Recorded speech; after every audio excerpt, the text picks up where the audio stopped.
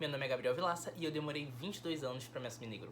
Fala galerinha do YouTube, aqui é o Gabriel Vilaça em mais um vídeo. E no vídeo de hoje, gente, eu quero contar pra vocês que eu me assumi negro. Muita gente tem visto as minhas mudanças lá pelo Instagram. Eu sei, gente, eu dou pouca atenção pro YouTube, mas calma, eu pretendo dar muita atenção pra vocês, só que é tudo eu, então é muito difícil. Mas quem me acompanha lá no Instagram tem visto que eu tenho feito diversas mudanças, levantado diversas questões. Uma das maiores mudanças que vocês têm acompanhado, vocês aqui também do YouTube têm acompanhado, é o meu cabelo, olha só. Eu tô apaixonado. Eu tô apaixonado pelo meu cabelo, por essa minha nova fase. Essa nova fase onde eu pude encontrar minhas raízes, aceitar as minhas raízes e levantar a bandeira das minhas raízes. Que é algo que eu nunca fiz na minha vida e eu nunca imaginei que eu poderia ter força pra fazer algo do tipo. Então, gente, eu tenho 22 anos e nesses 22 anos eu já vivi bastante coisa. E uma delas foi o racismo, que eu achava que eu nunca tinha vivido na minha vida. Só que, como eu posso dizer pra vocês? Eu tive uma infância como uma criança normal, entre aspas. Só que a infância de um menino negro é uma infância que ela necessita ser diferenciada da infância de outras crianças brancas. Por que eu digo isso? Porque na minha infância ninguém nunca levantou a questão da negritude, ninguém nunca falou pra mim, Gabriel, você é negro. Nunca. Em toda a minha infância eu fui conhecido como moreninho. Todo mundo me chamava de moreninho. Ah, que moreninho lindo. Ah, esse moreninho parece um índio. De fato, a minha família, ela tem uma pegada indígena, né? Ela tem uma vertente indígena, porém também tem uma vertente negra. Uma vertente branca também por parte do meu pai. Só que eu tenho as características negroides. Não adianta, né, gente? Eu tenho as características negroides. Meu nariz é um nariz negroide.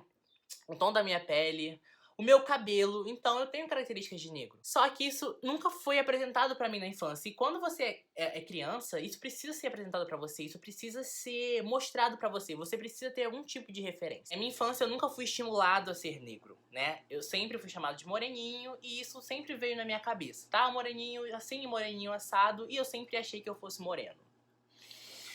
Até vi a época da minha adolescência. Na minha adolescência, eu lembro que as minhas referências todas eram brancas. Não só na minha adolescência, como na minha infância também, né? Todas as minhas referências eram brancas, né? Referência de alguém que deu certo na vida, ou então de alguém que eu queria ser profissionalmente, enfim. Todas as referências eram brancas. Eu não tinha referência negra. As minhas referências brancas eram tantas que chegou um momento que eu achei assim, falei, cara, eu sendo negro, nunca que eu vou conseguir a metade do que essas pessoas conseguem.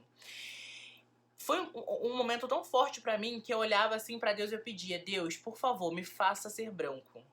Me faça ter a mesma doença que o Michael Jackson teve, sabe? Tipo, naquela época eu não sabia o que ele tinha tido.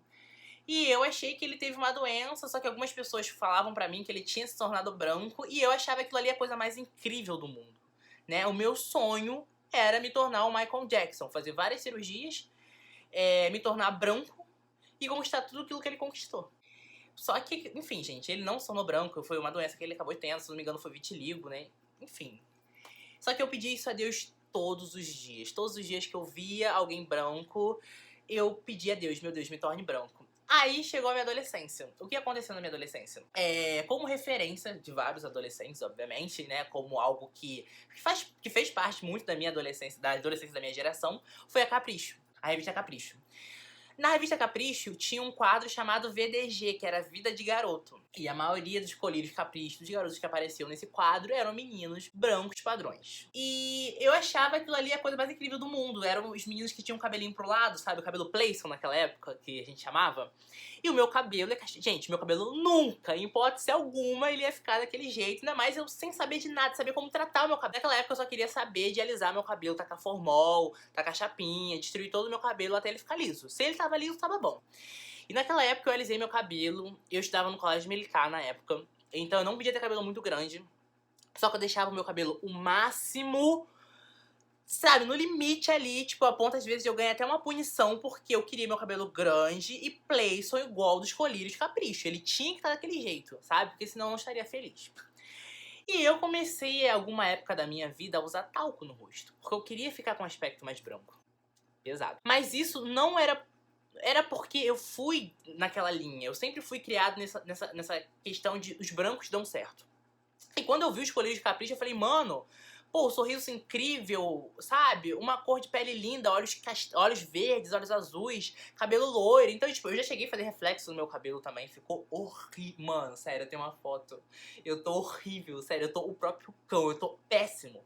Isso tudo porque eu queria ser branco. Eu queria ser branco, do cabelo liso. Eu queria ser um colírio capricho padrão. Até que, em alguns momentos, saía um colírio negro, sabe? Aquela coisa assim, mas era uma coisa bem rara, eram poucas quantidades, sabe? Você via que a massa eram garotos padrões, brancos, de olhos azuis e poucos negros. Até que teve uma das votações, né, pro garoto participar desse VDG, que era tipo um reality que funcionava, né, o Vida de Garoto. Tinha a parte dos colírios, que eu acho que saía toda semana, ou todo mês, não lembro agora. E tinha esse VDG, que era a Vida de Garoto, que era um reality que a Capricho gravava, com os meninos escolhidos pela internet. Eu lembro que teve uma vez que foi escolhido um menino negro, tá? Um menino negro, ele totalmente oposto das características dos outros meninos.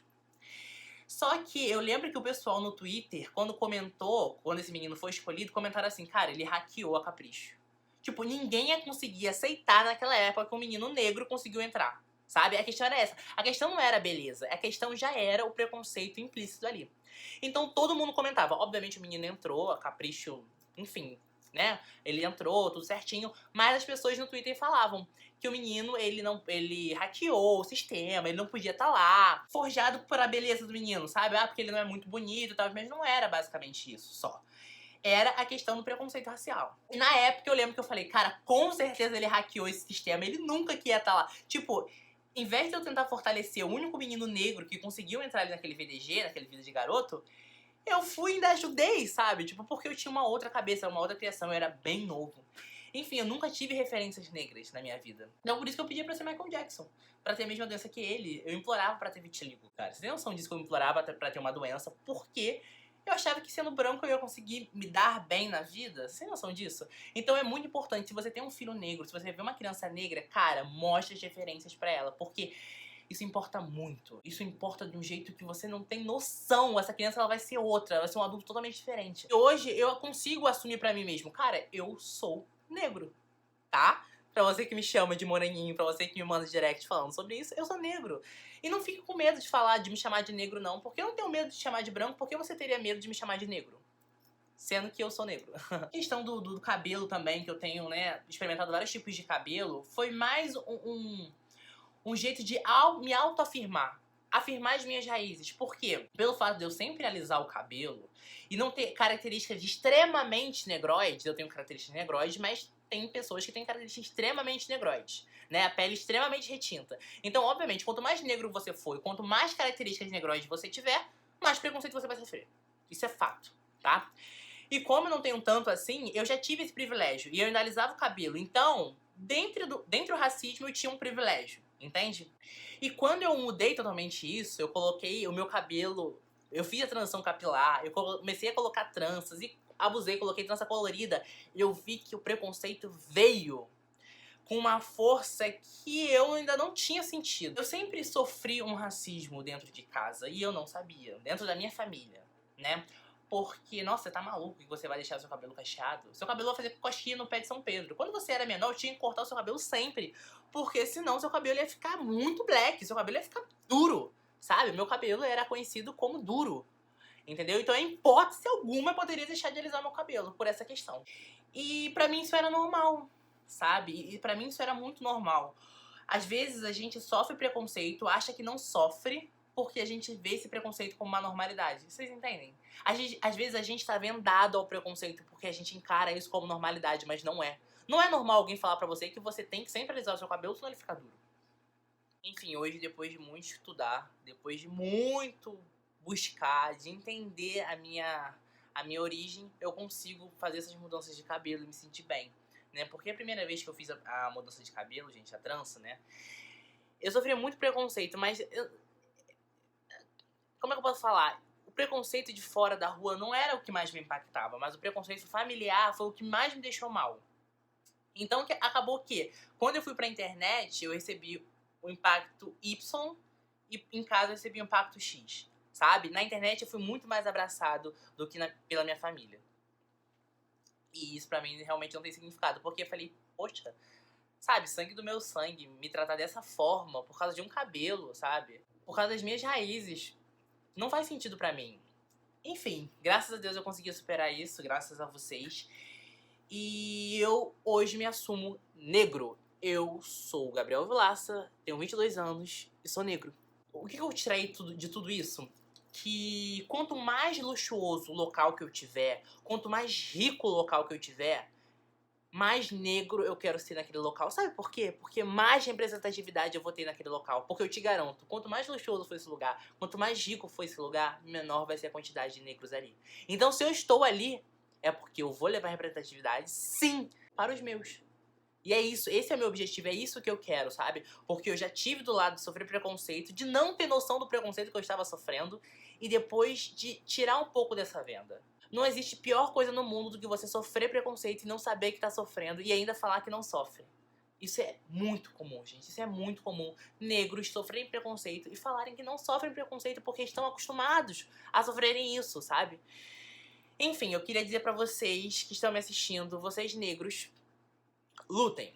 Tamo juntos, sabe? Comentem aqui pra mim, digam o que vocês acham desse tipo de vídeo. É a primeira vez que eu tô abrindo isso aqui pra vocês no YouTube, né? Eu já tinha falado algumas questões lá no Instagram, mas aqui no YouTube é a primeira vez.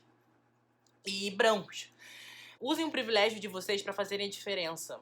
Se você tá no shopping, se você tá em algum local e você vê alguém sofrendo racismo, vê um negro sofrendo racismo, às vezes, naquele momento, nunca alguém vai escutar aquele negro. Pelo simples fato dele ser negro. Se você branco for lá falar alguma coisa, talvez ouçam você.